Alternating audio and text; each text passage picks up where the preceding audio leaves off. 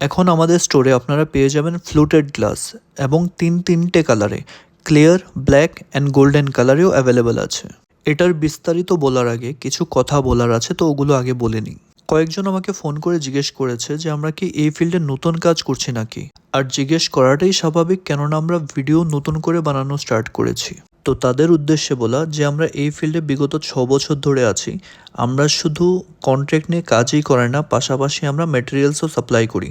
তো কেউ যদি হোলসেলে গ্লাস, অ্যালুমিনিয়াম এবং স্টিলের রিকোয়ারমেন্ট থাকে তো আমাদের সাথে কিন্তু যোগাযোগ করে নিতে পারো।